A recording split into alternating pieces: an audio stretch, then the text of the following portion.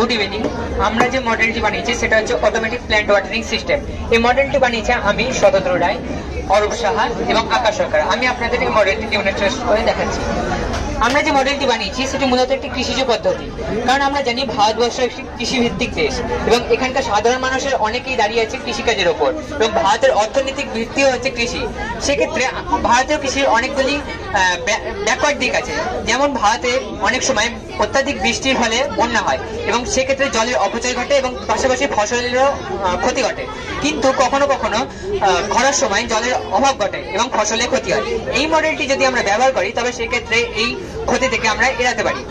এখানে দেখানো হয়েছে 12V রিলে মডিউলের সাহায্যে এবং লিথিয়াম আয়ন ব্যাটারির সাহায্যে শক্তি সরবরাহ করে এখানে সঞ্চিত জলকে ডিসি ওয়াটার পাম্পের সাহায্যে গাছে সরবরাহ করা হয়। এটি হচ্ছে একটি হিউমিডিটি সেন্সার, অর্থাৎ এটি মাটির আর্দ্রতা পরিমাপ করবে।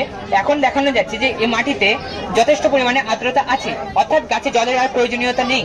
সেক্ষেত্রে এখানে ডিসি ওয়াটার পাম্প থেকে জল সরবরাহ করা হচ্ছে না, অর্থাৎ জল যাচ্ছে না।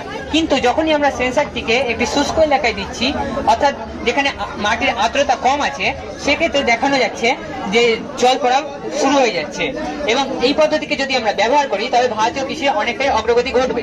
মডেলটির কতগুলি সুবিধা আছে, কারণ মডেলটি হচ্ছে সময় সাশ্রয়ী, বিদ্যুৎ সাশ্রয়ী, শ্রমিকের পরিশ্রম কমায় এবং যেহেতু সেন্সর মাধ্যমের সাহায্যে গাছে জল সরবরাহ করা হয়, সেক্ষেত্রে গাছের আর্দ্রতার পরিমাপ অর্থাৎ জলের পরিমাপ কখনো বেশি বা কম হওয়ার সম্ভাবনা নেই।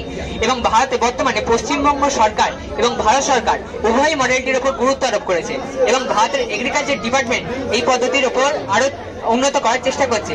এখানে দেখানো যাচ্ছে যে 12V রিলে মডিউল এবং লিথিয়াম আয়ন ব্যাটারি ব্যবহার করা হয়েছে, কিন্তু বড় বড় এলাকার ক্ষেত্রে এগুলি ব্যবহার করা অনেক কস্টলি হতে পারে। সেক্ষেত্রে মডেলটিকে পরিবেশ বান্ধব করে তোলার জন্য এখানে সোলার প্যানেল ব্যবহার করা যেতে পারে এবং বর্তমানে এই নিয়ে কাজও চলছে।